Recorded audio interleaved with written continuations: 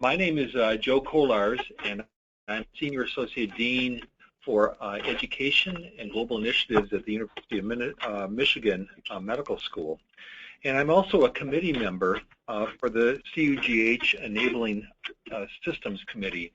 This is a committee that was formed several years ago to try and envision how CUGH could try and help institutions, faculty, staff, learners create the type of systems that enable us all to do more in global health. So this webinar is one of the products of that committee, and I should also point out that at our annual meeting coming up in April, we're going to have another intensive session on this topic, which we think is particularly important for trying to help our travelers do well and avoid troubles when they're in foreign and overseas locations.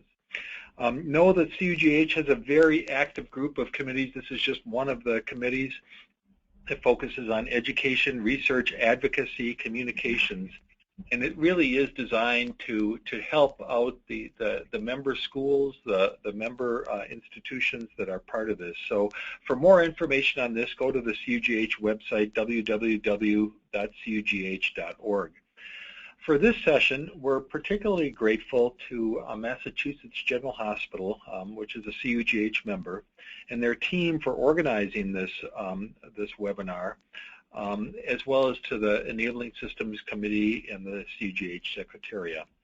I'm going to be turning things over to Dr. Miriam Ashkenazi, who is going to be running this webinar, and then I'll be joining you at the end. Looking forward to the presentation and to the questions and dialogue that I hope will follow. Miriam? Great, thank you very much, Joe.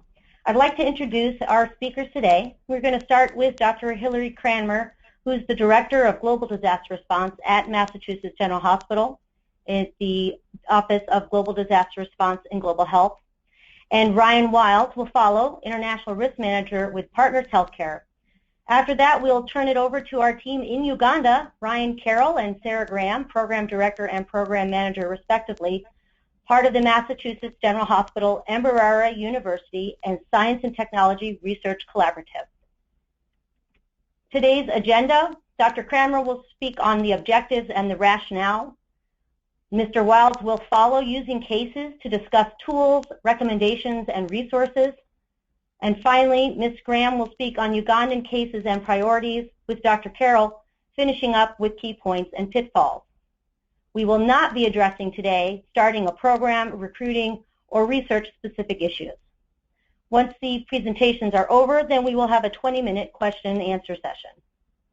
I'm now going to turn it over to Dr. Cranmer, who will start with addressing the objectives. Thank you, Miriam, for these introductions. Over the past few decades, our team has been working to improve the culture of good health, safety, and security here at our institution in Boston, as well as through our large partnerships in Uganda and in other locations around the world. At Partners Healthcare, we have over 60,000 employees, many of whom travel far from home, and work in communities to improve their health care. Our team in Uganda includes over 100 national and international staff living in the city of Mbarara, working with the region's largest referral hospital and the Mbarara University of Science and Technology. Today, we'll use this forum to explore the rules of the road that we have adopted so that we can ensure the highest level of health, safety, and security for those students, staff, and clinicians we deploy and work far from home. The webinar objectives today, firstly, will be to explore these minimum standards for health, safety, and security of these staff and students working in these environments which can often become insecure. We want you to be able to develop the tools to evaluate risk for yourself and for your institution and build a responsive system to protect staff abroad, either during their travel to or during their living accommodations in country, for either days, weeks, or years at a time. We also would like you to understand the steps needed for effective risk management in your institution as well as on the ground. Next slide, please. So global health work and training in underserved areas presents a unique opportunity to serve and to learn, but also increases exposure to safety risks. The recent Ebola crisis in West Africa, the Nepalese earthquake, and the current refugee crisis in Europe and the Middle East highlight the need for a strong focus on the health, safety, and security of those working and training globally. The growth of the academic global health programs has resulted in increased numbers of staff and students traveling to the field and to global health sites, many of which are increasingly and in resource-limited environments. The threats faced are as diverse as the locations traveled to, ranging from infectious disease exposure in Uganda to road traffic accidents in India or terrorist threats in Kenya. Therefore, a key component of global health program is the safety and staff of participants. Global health programs have a duty to properly prepare and train staff, faculty, and students prior to departure. Programs should also include how to support them while they are deployed and, of course, when they return. Healthcare workers and their employees must understand their respective roles in the protection and support of their global health workforce, including their legal and moral responsibilities, their minimal operational standards, and support structures. Next slide, please. We will explore what we have learned through several case studies, and the first we will discuss is regarding the West African Ebola epidemic. As you may know, it was an unprecedented public health crisis of international concern. Many individuals and institutions were affected in West Africa and beyond. Many were compelled to respond but couldn't, and many who did respond were exposed to significant risk to their own health and well-being. Upon hearing the situation that is listed in front of you, what would you and your department do if on a certain Saturday you received a call that one of your fellows or one of your students was exposed to or infected by a highly infectious disease? Well, we are reminded about the priorities and the planning and preparedness requiring us to manage, respond, and recover that student, that health of that worker in the event of this significant sentinel incident or exposure or infection. So with Ebola, we learned that the national staff in affected countries had the highest rates of death, devastating an already tipping point of a country in terms of minimum health care workers. We also saw the significant error and significant ethical dilemma of where international workers or expats were treated and sent home over the priorities of national staff, and they were evacuated to Europe and the US. This high consequence of illness and public health emergency we have to for our global health workers requires thoughtful, diligent, and planned approach to care for practitioners and the participants. There are obvious ethical issues regarding the differential treatment and the delay in international response. However, the point is the planning and preparedness required to manage, respond, and to recover in the event of these exposures is significant. So, next slide. We will explore through examples at the institutional and regional level the critical pieces required for essential staff health, safety, and security so as to be prepared for the worst situation. We are not alone, and we can learn from many colleagues and their experiences to help create a culture that respects the brevity of working in the global arena.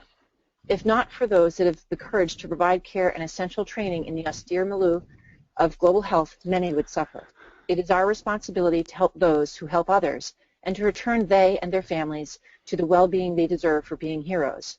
This is a step-by-step process to help create the culture of best health, safety, and security practice, and this is done by building the knowledge, skills, and behaviors of those who commit to this incredible global work. Next slide. So who are we actually talking about? We have mentioned students and staff. We've mentioned workers. We've mentioned those who work on the ground. Well, we're talking as a global healthcare workforce, and these workers who even in their own communities are at risk for a number of occupational exposures. These are critical for the well-being of their future in our institution to be able to deal with immediately and professionally. Just because they are working far from home, these standards should not change. The common risks we encounter include the following: needle stick injuries, exposure to infectious pathogens, interpersonal violence in the workplace and at home, road traffic accidents, ethical dilemmas, the mental well-being of our workers, as well as a consideration of when malpractice happens and how to support one should this happen. So through our examples, we will explore how we are able to process the critical steps so as to improve the overall approach to health, safety, and security. Next slide, please.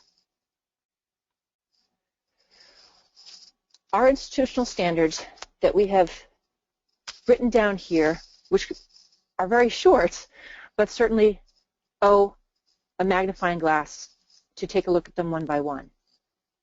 It is our responsibility as an institution to care for employees engaged in the activities that we approve and sponsor overseas. We have an obligation to review these principal concerns, mission objectives, and program details so that expectations are managed before the events happen. Everybody understands what the mission is and what their roles and responsibilities are, and what to do in case of crisis. We want to be able to apply these standards to different groups. That is, we want to make sure that we're including our employees that we're talking about, our students and our staff, but also those non-employee participants, those volunteers, those folks that take up their time to help in the global arena. These can also include contractors and subcontractors. So with this summary, I'd like to hand the slides over to Mr. Ryan Wilds. Hello, everyone. Oh, sorry, Ryan, ahead. 1 second. Just to interrupt, we realized that the introductions at the beginning, there was a little technical glitch, and so what I would like to do is just introduce Ryan Wilds, who is from Partners Healthcare, and he does international risk management. Thank you, Ryan. Thank you, Miriam, and thank you, Hillary. So on this slide, we look at data, and I think this is a really important starting place for those of you who may already have an existing program or are contemplating building a health, safety, security program in your own institution. We really manage what we measure, and the same applies to travel risk management. And so the data will help you guide, make decisions, and allocate your scarce resources. It also helps you to understand your global footprint, your risk exposure, and whether or not you need to change or improve any processes, training, and overall risk tolerance. An extreme example would be if you're finding out after the fact that you've got people traveling to places like Afghanistan and you didn't know that and you didn't have any approvals for that kind of travel, then you probably need to make some improvements in the way that you operate. Likewise, you may have reporting requirements to insurance companies. You know, how many times did your travelers go to Lebanon, a country that, while being a security risk, is also a U.S. sanctioned country. And so you really want to think about how you would do this now and with what data sets do you have access to. And so those data sources can include an annual global program questionnaire. Many academic medical centers and hospitals do this to find out who's operating and where they're doing it. Travel agency data, travel expense reporting, financial and grants management, et cetera, et cetera. If your organization is anything like ours, you will use multiple sources because unfortunately there's really no single source that provides all the information you need to make good decisions. And ultimately and lastly, you want to provide some sort of a mechanism for tracking incidents, and that may be anonymous reporting, but you really want to find out what are the near misses and what are actually happening to your people so that you can use that to improve your education and training and ultimately mitigate those particular risks. Next slide, please. So in the move to institutional implementation, you've got data, and now how is that going to help you manage your program? And so you really want to think about the scalability and sustainability, and ultimately building a culture of health, safety, and security that is everybody's job, and that's really the way that it's going to be implemented successfully. So with your data sources and your risk definition, you may begin to build or refine the components, and so you're really looking at what this slide is telling you: monitoring, communicating, training your travelers, and ultimately managing your health, safety, security program. And regarding scalability, my organization is relatively large and has a significant global footprint. But if you're a relatively small program with a modest amount of international travel, consideration should be given to making the right fit and to leverage as much as possible the existing resources that you may have available to you. And this could include your own human subject matter expertise in-house, certainly your insurance policies and embedded emergency response providers. And one approach is to start with high-risk travel, obviously, and high-risk program locations. In order to be able to do this, you would need some organizational definition as to what risk means for you and your entity. And you can do this by going about using your security vendor's country security assessment rating, the U.S. State Department travel guidance, or a combination of these. But you should have a reasonable understanding as to what certain locations mean in terms of your organization's tolerance for risk. Regarding the training and educating of travelers, I believe this probably provides the most significant return on your investment. And this is simply because educating travelers is about what is expected of them, and what you want them to do in the event of an event or an emergency is a critical piece of knowledge for them to have and be able to respond appropriately. There's been a number of times when I've heard in debriefs from people, I didn't know who to call, I didn't know what to do. And so this training is really meant to overcome that and allow your travelers to understand what resources are available to them, but also what's expected of them. And it's important that you also need to match your training and information about a destination with the traveler and what they intend to do there. A student group traveling to South Africa would have a very different experience than an international medicine fellow who's going to go to a remote location in Nepal and spend 6 months there. Those would require certainly very different sets of both risk assessment and preparation in order to perform those missions successfully. And for students, and those of you who are wanting to get into global health or do some activities abroad, if your institution doesn't have a training program readily available to you now, you should really take it upon yourself to get your own training. And one of the resources that I like a lot is disasterready.org. It's free registration and free training and includes international personal health, safety, security training from some of the very large-scale humanitarian aid. Just be careful that some of the information may be tailored specifically to them, but certainly the messages is the same in terms of how to keep yourself safe while traveling. And all of this is to mitigate against risk when somebody's traveling, and also to improve the chances that you and travelers will be able to deal with an emergency in a timely manner. One of the worst things that could happen is an injury or worse from a preventable incident. And so of note in the areas of support and recovery is that sometimes an area where organizations may fall short. And so depending on the seriousness of the incident, it is important for organizations to be prepared to go the distance and support the recovery of an employee or employees as they transition from post-incident to return to work and return to livelihood.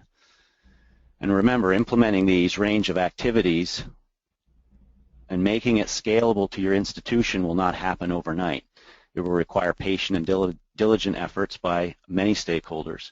And remember, again, this is not one person's job, but it's building a culture of safety and expecting everyone to do their part in order to be successful. Next slide, please. So the purpose of this is another case study to get you thinking about crisis situation, and unfortunately we can simply go to the news and find any number of international incidents that occur. And so what would you do if your phone rang in the middle of the night and you learned one of your staff has been kidnapped while working in a refugee camp in Kenya? A few months on the job in 2012, I'll share with you a personal experience. I was sitting at my desk and it was the late afternoon and I received a call that one of our employees had been abducted. I can't tell you what the first words out of my mouth were, but my first thought was, I never thought this would happen, and second, the fact that there was no plan. There was no written plan to respond to an incident like this. And so the important thing is that incident, it turned out to be a missing person case, and this person returned safely. But the point is, accidents happen, and they can happen to anybody.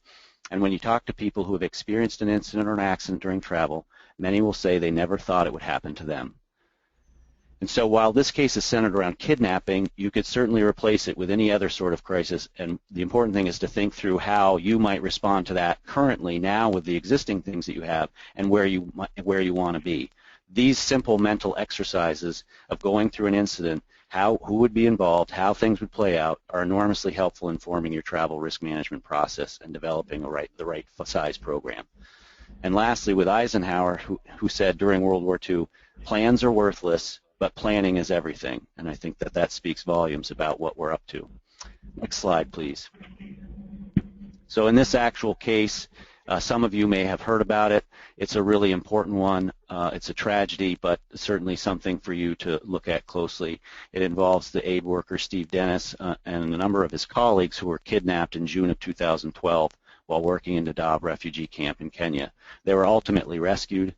And so really there are a number of issues and elements that are applicable to just about any emergency or crisis situation and not just kidnapping. They would include some operational leadership, management, legal, risk, recovery that play into this unfortunate story. Mr. Dennis ultimately brought 2 claims against Norwegian Refugee Council. One was financial, recovering for personal losses, and the other was gross negligence and duty of care. Remember, Hillary mentioned that in her opening slides. Certainly something to be aware of. But some of the other things that I want you to think about is that it's not whether you win or lose this case in terms of a legal case. You really need to think about it holistically. The process is the punishment, and ultimately preparedness and mitigation are the name of the game. This is an incident of long duration. It occurred in 2012 and more than 3 years on culminated in the court case. But it also had internal reviews for the organization and the likelihood of lifelong impact to those affected by it. It's also an incident of high consequence. A lot of good people were impacted by this, and the tragedy goes beyond acute incident and affects colleagues and friends, family, and livelihoods.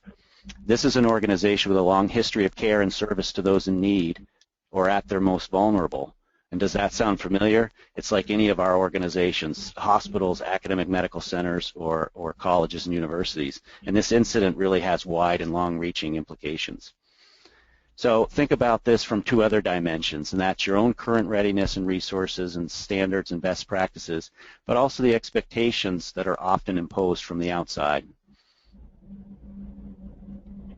For example, in a major healthcare institution like ours, I believe the expectation is quite high that we're going to take care of our staff if something happens. Their family expects it and the public expects it. So the imperative is to work on these to meet a high bar. In the next slide, when I think about structure, this really comes from a quality concept. It's a framework to help you develop your program, but think about the structure, process, outcome. And lots of times people will jump to process and they'll say, let's have a travel policy, which in my mind is a process, but they have no way, no structure, no committee, no person of authority in which to approve it and implement it and manage it. And so again, you want to think about how you're going to do this and whether it's right size, scalable, and sustainable. This is often how I might look at our own program. And so by extension, do we have the right structure? Do we have the right process in order to achieve and ultimately get to the outcome that we wish to see, which is health, safety, and security first and foremost for our people? And again, if you're a relatively small program, consideration should be given to make it a right fit and to leverage the things that you have available to you. Particularly with insurance and emergency response, you want to know what your policy covers, know your limits, and how you engage them. Work with them and bring them into your efforts as you develop your own programs. And for students embarking overseas, be sure that you have appropriate insurance for your overseas travel. Know if your institution provides that, know what it provides, and really know how to activate it should you, in the unlikely event that you need it. I think this is a good segue to my colleague Sarah, who's going to share with you her wisdom from the field in Uganda. And I'm going to take 1 minute to introduce Sarah Graham is the program coordinator for the Mbarara University Science and Technology Collaborative Program with Mass General Hospital, and following her will be Dr. Ryan Carroll, who is the program director. Thank you, Sarah. Thanks, Ryan and Miriam. As Hillary mentioned in the beginning of the slides, Uganda is one of the many countries in which Mass General staff work, either as full-time employees or as visiting clinicians and researchers. We've worked in southwestern Uganda in a city called Mbarara for about the past 10 years.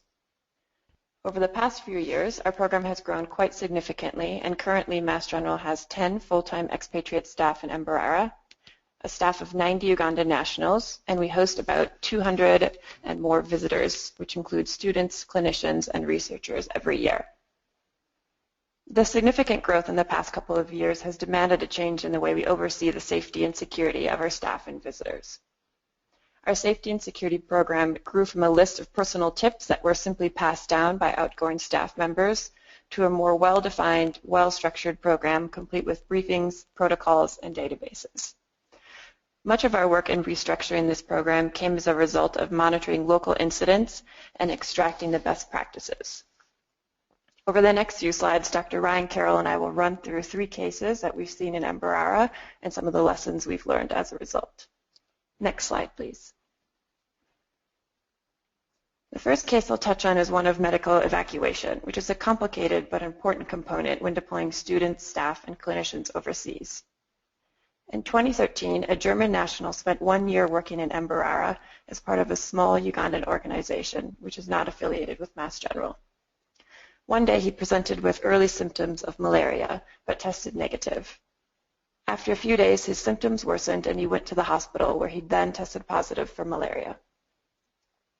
Unfortunately, during this time, none of his colleagues knew he was feeling ill or that he was even in the hospital. He did not have a local supervisor on site, and no one from his organization collected or maintained any files containing his emergency contact information or health insurance information. After a few more days of being in the hospital, one of his friends heard that he was ill and checked on him. She happened to be affiliated with the Mass General's work and quickly asked one of our physicians to check in on him. Although he was in the hospital, his condition was worsening, and he was in the early stages of kidney failure. At this point, our Mass General physicians decided he needed to be emergently evacuated, but they really struggled to collect the information needed, including emergency contact information, evacuation insurance, health insurance, and even his passport. Luckily, the patient was still coherent enough at this point to provide his family's phone number, and Mass General was able to eventually retrieve the information from them.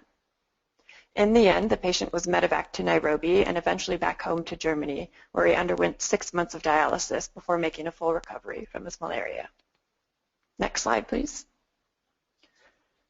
Mass General as a whole learned quite a few lessons from this case, and we created a number of standard operating procedures as a result. After deciding that medical evacuation was necessary for this German national, it took our team quite a bit of time and effort to make the logistical arrangements, since none of his information was collected ahead of time, and no one had experience in medical evacuation up until this point. As a result, prior to any of our staff or visitors arriving in Mbarara, our team now collects information from them, including their emergency contact information, health insurance information, evacuation insurance if they have any, and that policy number. This information is then kept electronically, so our staff in both Boston and Uganda can access it at any time needed. Once our staff and visitors are in country, we brief them one-on-one on some of the risks involved in living in Uganda, such as malaria. We also encourage them to reach out to one of our medical professionals in town if they're feeling ill. This way, we can monitor their condition from the very beginning. This was an important lesson we learned from the prior case. Conditions can worsen and minor sicknesses can become serious very quickly in this environment. It's good to make sure someone on site knows if you're feeling ill. This is especially true when we have non-medical professionals visiting our program, such as students. After going through the process of medically evacuating someone, our team sat down to draft a standard operating procedure since it involves a lot of different moving pieces. We also drafted similar procedures for other risks in countries, such as sexual assault, police detention, and carjacking. Since these procedures involve both medical and non-medical staff and are often a bit complicated, we conduct biannual drills and simulations to review the policies we have in place. This gives our staff the opportunity to practice the responses ahead of the time in which it becomes necessary. If we have time at the end of the presentation, I'm happy to talk more about these simulations. Next slide, please. In addition to the standard operating procedures and simulations, we created a briefing packet for all visitors and staff. These materials are circulated ahead of time and reviewed individually upon arrival in Mbarara. A lot of the briefing material focuses on major threats such as road traffic accidents, as well as locally specific risks such as walking at night. This larger briefing packet was also condensed into a simpler one-pager of highlights, which you can see on this slide. We've also learned the importance of being able to contact someone or be contacted yourself in an emergency. As such, one rule we implemented on the ground is that all staff and visitors are required to have a local phone while in country. If they don't have one already, Mass General will loan them an inexpensive phone for the duration of their trip. These phones come pre-programmed with local numbers and a contact sheet of our trusted colleagues on the ground. People are encouraged to contact anyone on staff if they're having any issues or concerns. We also keep a list of their local contact information online in case we need to reach out to them at any time. Next slide, please. The second case I wanted to touch on is one of home invasion. This break-in happened at night at the expatriate living quarters of another large NGO in town. The compound was comprised of a home split into 2 separate apartments. It had an exterior wall, but was patrolled by only one guard who was on duty 24 hours a day, 7 days per week. This means that he never had a break or any time off, and he would often be sleeping while on duty. One night, when residents of one of the apartments were away, thieves broke through their glass door and were able to pry open the iron gate of the main entrance, which was improperly locked. Residents of the adjoining apartment were home during this break-in. And since they'd only recently arrived in country and no one from their organization briefed them on situations such as this one, they didn't know what to do in that situation or who to call. As the thieves attempted to break into their own apartment, the residents locked themselves in the bathroom and called one of the only people they had contact information for, which happened to be a Mass General staff member who they had met earlier that week. This person was able to contact our own personal security company that we use at our compounds and convince them to rush over to the scene and help our colleagues. Luckily, the thieves were unable to break into the second apartment and fled the scene before the security company arrived. The residents were very shaken up but unharmed and ended up moving into a different compound with better security as a result. Next slide, please. This break-in brought to light several areas in which we as Mass General can be better prepared for similar situations. For starters, all of our staff in country are encouraged to live in compounds, which are multiple houses surrounded by a common wall and a gate. Compound housing reduces the overall cost for our staff since we share expenses such as security guards. Additionally, some of our staff members feel more comfortable and safe knowing that their colleagues are very close and nearby. Prior to moving into a new residence in country, our team conducts a security check of the home and compound to make sure the resident and the landlord are aware of any potential risks. Staff are provided with a list of items that should be in place prior to moving in, such as metal bars on the windows, compound wall with razor wire, an iron gate for the doors, and a nighttime security guard. We also ask that the local police department conduct a similar review of the property and become aware of where our staff live in case of emergency. Our Mass General staff are also provided with a few necessary items such as a heavy safe for document and valuable storage, personal door alarms, and heavy-duty padlocks. They also receive smoke detectors and fire extinguishers and take part in monthly safety and security meetings to review any recent incidents or potential upcoming risks. And with that, I'll hand it over to Dr. Ryan Carroll, who's the Mass General Program Director here in Embarara, to review the final case and summarize some of our major takeaways. Thank you, Sarah. So one of the more recent case studies is centered on political rallies in Uganda. And currently we're coming up on a presidential election, and it will be held later in mid-February. And we have had several important lessons that we've learned at this time. Presidential primary elections took place in October 2015, and candidates at the time were in process of garnering support from the general population. With little advance notice of an upcoming rally, crowds began forming in the center of Embarara town, where we work, to watch a speech given by the opposition to the incumbent.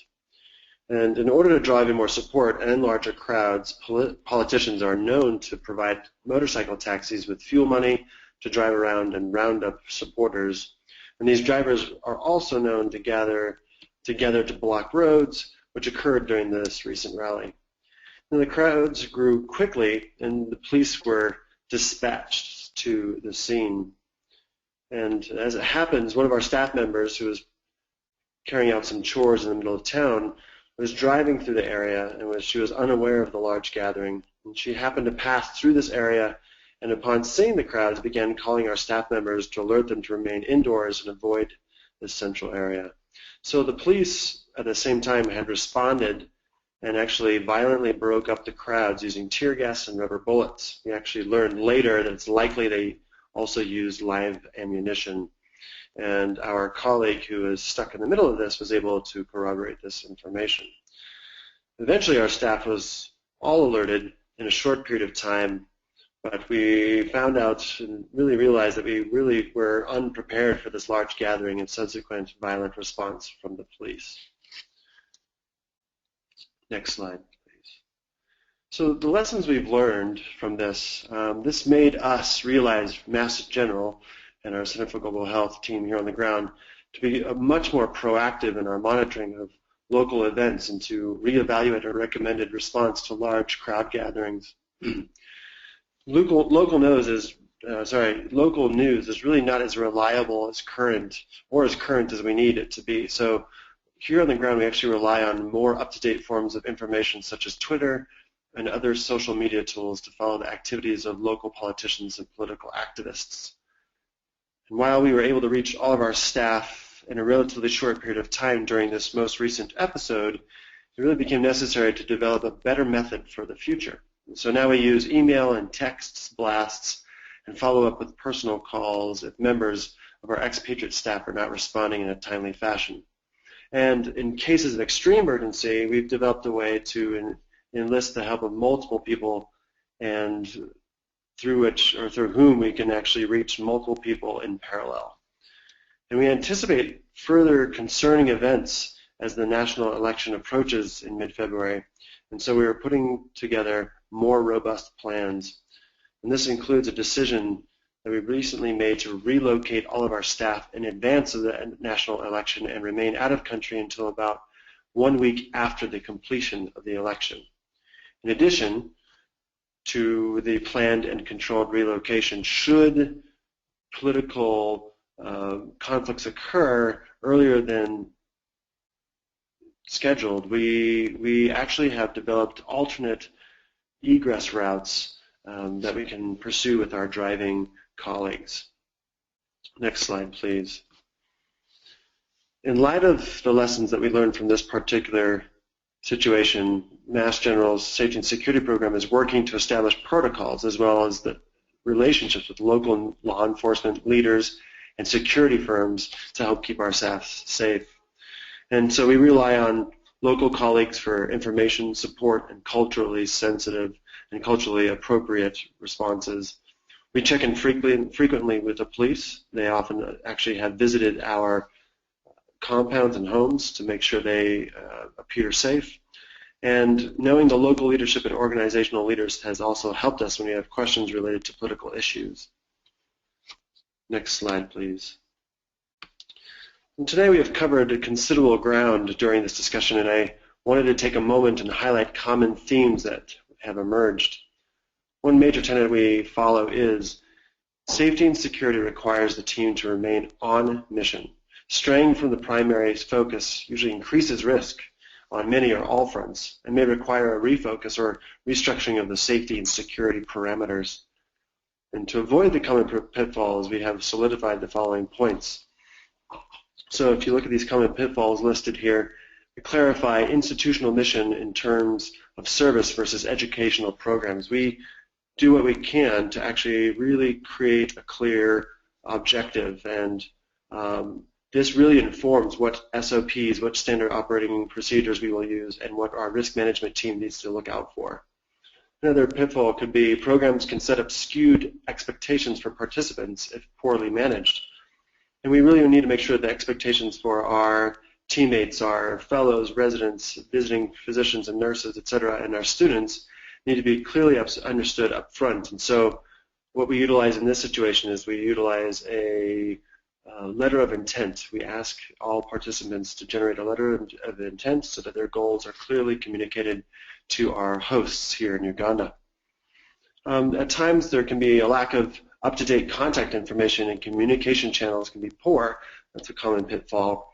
And we really do our best to maintain lines of communication, and we try to keep them open before, during, and even after the mission. And when we accomplish this on the ground in Uganda is an onboarding of all visitors, as Sarah mentioned. Whether they're new or really seasoned visitors, we really make sure that everyone has an up-to-date contact information, evacuation insurance, and access to disaster protocols. Another pitfall would be to really not going through the standard operating procedures and just letting them lie. And basically, SOPs on paper are futile if you don't actually review them face-to-face and execute simulation sessions. Next slide, please. So with this forum today, we have explored the basic rules of the road for institutions at the headquarter and field levels using case studies ranging from Ebola to kidnapping to home invasions, medical evacuation, and political unrest. It is really the institution's responsibility to care for its employees and those around them, including family and community members who are engaged in approved and or sponsored work. Really chief among these rules is building a culture of safety and security regardless of participant background, title, or experience. The key points raised today were, and let me read them out loud, build institutional and regional culture of safety as mentioned, provide pre-departure planning and risk assessment, create and revise standard operating procedures with drills and simulations, develop local networks and communication strategies, and foster redundant and accessible systems. And although the examples we used today were relatively extreme, they were real, and they happened to us here on the ground. We have built a program through experience on the ground via trial and error, generating a robust culture of safety and security. Now I will hand this back to Miriam. Thank you very much, Ryan. I'd just like to note that Sarah Graham and Dr. Ryan Carroll are calling in from Uganda today, so we really appreciate your time and input. I would also like to take one moment to introduce Dr. Hilary Cranmer. She was the first speaker that you heard. Dr. Cranmer is the Director of Global Disaster Response at Mass General Hospital's Global Health Global Disaster Response Department. I'm now going to open the floor to questions and answers. We have some really interesting questions coming in from the audience. And the first question I'm actually going to direct to you, Sarah Graham. The question asked by Lisa is, when your staff travel, how do you counsel them about keeping safe during their off-work time? Do you ever face challenges in counseling people on what they can and cannot do in their free time? Sure, that's a great question and something we do struggle with here. I think, like I mentioned in the slides earlier, when our staff travel outside of Mbarara, we do ask that they let us know where they're going and how to reach them. We really try not to step on their toes too much and get involved in their personal life. I just need to know how to reach them in case of emergency. If they're undergoing significant risky behaviors, I would then turf them over to Ryan Wilds in risk management, but so far we haven't really had to deal with that, so that's been great. Ryan, do you have anything to add? Ryan Wilds, excuse me. Yeah, no, I think that's a really great question and one that probably is being asked because we all face it at one time or another. And I think, again, having training up front and setting the expectation is really key. And we do that in our own training program. We offer about an hour-and-a-half session, and some of the things that we address in that are, what do I do on my own time? What am I responsible for? You know, what happens to me if I am on personal time and I get hurt or injured? Does insurance cover me or not? Some of these are very practical questions, but I think you need to set the expectation that there are some boundaries to that, and there are some things that are not going to be, there's some limits to everything, and so because it's work involved, travel, you know, there are certain higher standards set than if you were just simply on vacation on your own. Thank you. Great. Thank you, Ryan. And actually, Ryan, while I have you speaking, I'm going to have this next question go to you from Cory. And Cory says, you know, great information, thank you for sharing. And he noticed that we mentioned that most organizations struggle to offer appropriate services for those who have returned beyond health insurance. And the ineffectual of debriefing has also been demonstrated. So his question is, do any of you guys have suggestions or examples about what kind of services employees can be offered after they return? And what's the institution's responsibility to care for them? For how long does it extend once they've returned? That's a great question. This is Ryan Wilds speaking. I think maybe a way to think about it is two different tracks. One is just you've got people that have gone out and maybe they're student trainees or they're fellows. They've had a particularly difficult away elective, if you will. You know, when you do go overseas and you're engaged in a local low-resource healthcare environment, you're going to see a lot of things that are, you know, deeply troubling and difficult to sort of reconcile with the expenditure and the kinds of high-resource environment we enjoy here.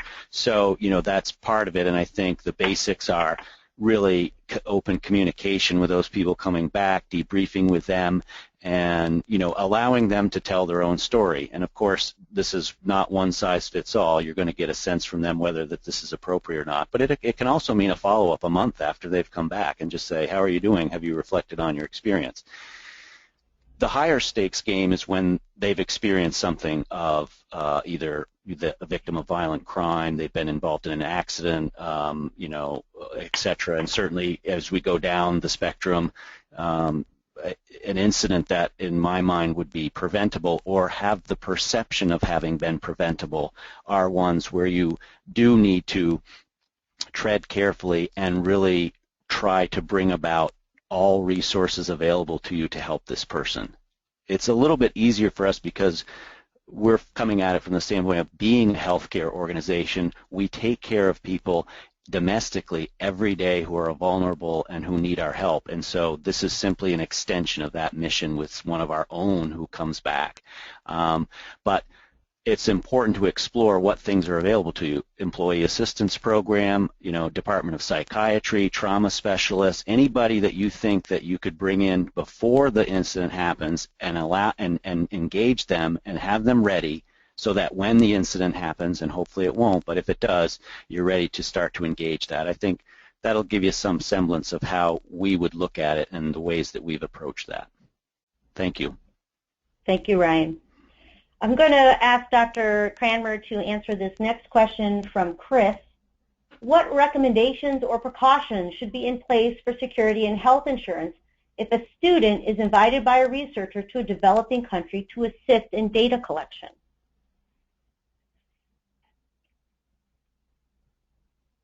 Dr. Cranmer? Thank you, Miriam. Thank you, Miriam. This is a very important question because often we take advantage of the students' free time, altruism, energy, but sometimes don't plan for their vulnerability. And certainly they, as members of the team, have to be considered just as importantly as employees and non-volunteers as well. We believe that you are as vulnerable as your least vulnerable person on your team. So this student, before traveling, should understand the risks and benefits to be outlined. And as the guide for that, perhaps the principal investigator or the chief or the team leader, your student is as much a part of your team as everyone else. And we would offer a number of things. Each university that has students who participate in these programs has programs in place often that are sometimes not so obvious to that student traveling. And I think it's up to the team, including the student, to investigate this before you go. Now, at the end of, we do have some resources that are available that I would recommend that students investigate, including through the CUGH website, that are quite important here. In terms of security and health insurance, there are a number of vendors, and we can name a few of them, but they're easily searchable and we can point to some guidelines there. Most of these are pretty darn cheap if you think about the benefit that they infer for you should you experience trauma or an incident during the event. And I would encourage investigation in this by yourself, as well as perhaps investigating it with your principal investigator.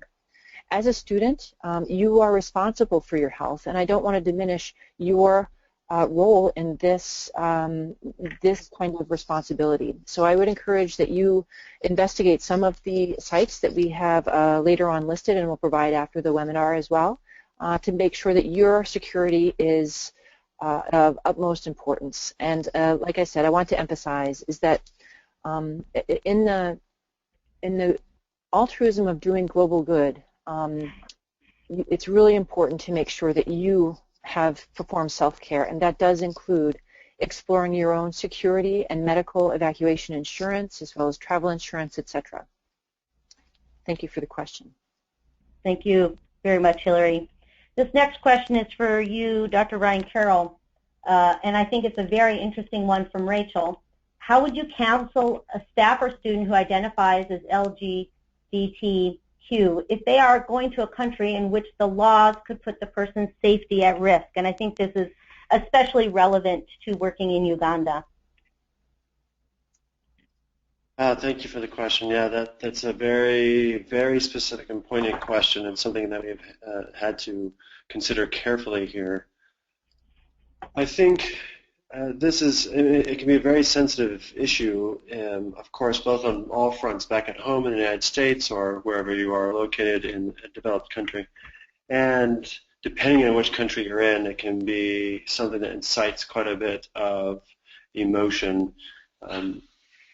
And we've actually gone through exercises related to this subject, as many of our colleagues or our team members are actually of that community. And I would say we tend to exercise a level of being sort of quiet about this subject. There are times when it's important to stand up for our colleagues within that community, etc. But there are times that we've had to take a very quiet role so that we do not injure or actually put our colleagues at risk. Because we have had friends and colleagues who are very much at risk of the typical law that occurs in some of these countries, which tends to be more mob law, nothing that's carried out in courts, but rather on the streets. And to maintain their safety, we actually maintain a very quiet and low profile regarding this subject. I think there are forums in which voices should be heard regarding this subject, and there are forums in which, in times, we just need to maintain a low profile for the safety and security of our colleagues and friends, both from the United States or our home institution and our host institution. Thank you very much, Ryan. This next question I'm going to direct to Sarah Graham, and we actually have a slide on this because we anticipated this might be a question. It's a little bit about on-the-ground implementation, and Tracy is asking about how you develop and test the simulations and the standard operating procedures. And I'll pull that slide up. Great, thanks, Miriam. Yeah, that's a really good question, and something we've really worked hard at over the past couple of years is to make sure when we write these SOPs that they actually make sense and can be used when that situation arises. And one of the ways we've done this is by running biannual simulations. So, as you know, Mass General is a hospital, and so a lot of our visitors and our staff on the ground here are very well trained in caring for severely sick people. However, caring for someone in a resource-limited setting is very unique, and the logistics of evacuating someone is really complicated. And so this is where our simulations have been quite useful. In the past 2 years, we've run 2 medical evacuation simulations. And how we do this is we have all of our expatriate staff as well as our close collaborators sit in a room together, and we give them a hypothetical situation of someone, for example, getting hurt in a road traffic accident.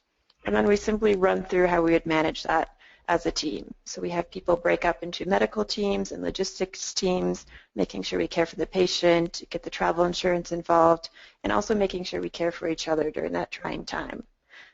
You can see some of the roadblocks that we've uncovered during these simulations and some of the lessons we've learned. So maybe that slide can just leave up, and I'll try to keep it brief. But I think one of the most important things we've picked up on this, and something that Dr. Cranmer always stresses, is the importance of redundancy. It's really good to have backup plans in case something fails. So you have these great plans on how to evacuate someone, but what if the power is out? How are you going to charge your computers and phones you need for communication? What if the CT scanner at the hospital is down? What if the accident happens at night and you can't fly out until the morning? So these are things we really try to address in the simulation to make sure all our bases are covered. So these have been really important for our team and something I'd highly recommend for those in similar situations. Great. Thank you very much, Sarah. Ryan Wiles, this question is for you. Who do you recommend for providing emergency evacuation? Yeah, that's a good question. So I think I'd step back a little bit just to make sure we're all talking about the same thing. You know, first of all, I think a good rule of thumb is when you go overseas, there's oftentimes not just one single source of insurance that you can buy that's going to take care of you. And what do I mean by that? You know, really you need a good personal health insurance that's going to cover you for what's called worldwide claims. Okay, so this is you're an inpatient in a foreign location. You're going to run up some hospital expenses, being cared for, etc. That you want to be able to pay for out of personal health insurance. The medical assistance and evacuation piece that a lot of people think of, you know, that's another component. And then, again, a third piece would be a security assistance and security evacuation. So you want to think about it in those three different ways. If you were going to Paris, you know, you'd probably want to think about medical assistance and certainly personal health insurance if you ended up at a hospital, but the health care is going to be very good. You might need to be medically repatriated back to the U.S., but because of the law enforcement and security apparatus, it doesn't seem to me that security evacuation would necessarily be warranted. It's those other areas of the world where you know, sub-Saharan Africa, North Africa, the MENA region, Asia, places where, you know, security is at a minimum that you really want to have that capability and the ability to just call somebody and ask for advice. So lastly, I would just say a really good resource for sort of vetting and looking at insurance before you go overseas is squaremouth.com. One word, squaremouth.com, and it's quite a robust website that offers a bunch of insurance products to cover you for overseas travel. And the final thing I would say, please do not go overseas without the appropriate insurance. We see cases of this, and it's really, really difficult because the financial costs are quite significant to enormous, as you can imagine. Thank you. Thank you, Ryan Wiles. I'm going to have one quick question to Ryan Carroll, and then we'll conclude with a final question to Dr. Cranmer. Dr. Carroll, somebody says they have, Barry says they have ethical guidelines that actually emphasize not clustering in compounds as a way to demonstrate engagement with the community, equity, etc. This is obviously at odds with our personal safety recommendations at MDH. And so he says most of our trainees have prioritized the equity and ethical aspects over their own safety. And what are your thoughts? No, I think that brings up a really important cultural sensitivity question, how you integrate fully with a culture that's hosting you. But we find that our safety really is a priority over full integration. Also probably recognizing that most foreign workers and volunteers will never fully integrate. And while it's important to try to stay engaged and visit homes of your colleagues, et cetera, invite them to yours, ultimately, if you think about it, compromising your safety actually brings into risk, of course, your own personal safety, but also that of the program, and that entire thrust, the whole entire thrust of the program is going to be destroyed by a major national risk incident. So we think it's actually important to focus. So it's really important to focus on maintaining compounds while understanding how to better engage your colleagues. Thank you very much. And I think we have time, just enough time for one last final question. And I'm going to have Dr. Cranmer address that. And Hillary, people are asking about our SOPs, our standard operating procedures. And so I'm hoping you can speak to that, how we develop them, can we share them? Yes, Miriam, thank you very much. And I am grateful for having the last word. I am a believer in redundancy as well as transparency. And we are happy to provide these standard operating procedures that work for us and can be adapted for your own institutions. Many of these standard operating procedures are available through non-governmental organization websites as well as through the UN, and we've adopted them for our own sites. So I have no problem with sharing these and would gladly work with UGH on how we might help those establish their own SOPs and how you might be able to adopt them best for your situation. Great, thanks. Thank you very much for that. Thank you all for participating today. We hope you really got something out of this webinar. And I'm going to turn it back over to Dr. Kollars at the University of Michigan for final words and wrap up. Joe? Thank you, Miriam, and congratulations to your team for the webinar. As you probably saw from some of the earlier announcements, this is actually a part of the Enabling Systems Committee. UGH, great organization. They have a number of committees, but this one is really oriented towards helping us all figure out how to serve our folks who are trying to advance global health. Please check our website. We also are going to be having some conversations and workshops at the upcoming meeting. We'll be out in San Francisco. So also, you'll be getting a note on how to join our listserv for those of you who want to continue to engage in these systems conversations to share best practices. So again, thank you, Miriam and your team. Particular thanks to those reaching into us from Uganda, and wishing everyone well.